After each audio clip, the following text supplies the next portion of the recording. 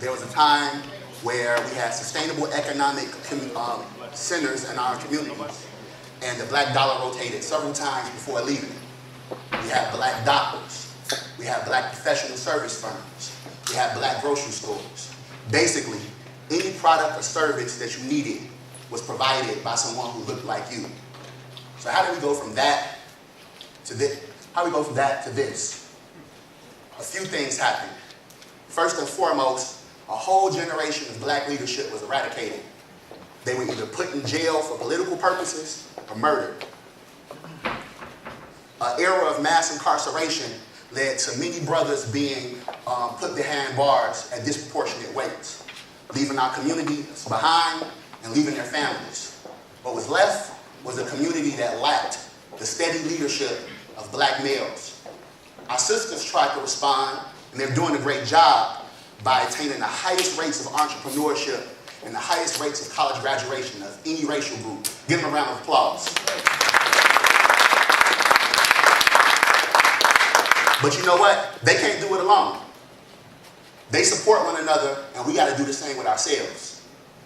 It's not enough for us to just break bread with our frat brothers or our immediate circle or those that we're just closest to. In order for us to make a true, impactful economic impact, we have to come together so that when we enter our community, the average male entrepreneur goes from looking like this to this. I'm Jason, one of the co-founders of the Black Male Entrepreneurship Network.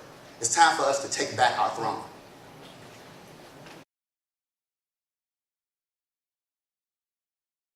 And ultimately, why I was excited about this event and this organization, and thanks to Jason and Jasmine and Danielle for putting this together, this should be normal.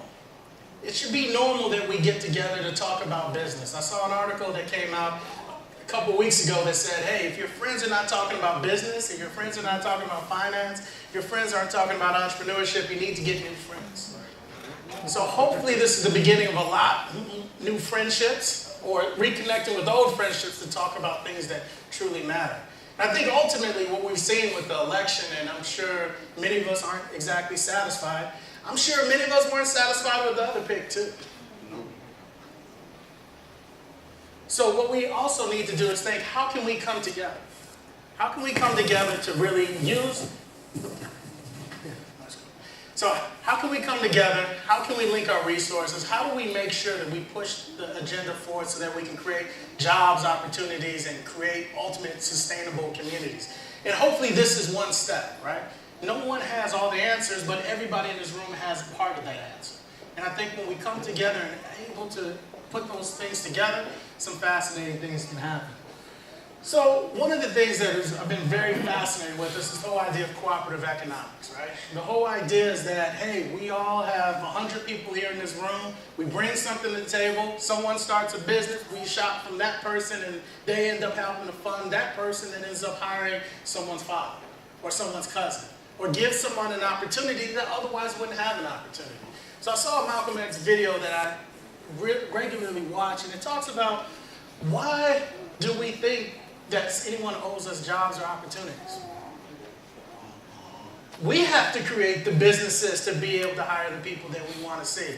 So we can spend all day trying to beg people to be a part of our businesses and allow us to try to walk through the door and hire our cousins, right? Or we can build that business and give that person that chance, or that skill, or that opportunity that they otherwise wouldn't have. And this is true of all communities, right?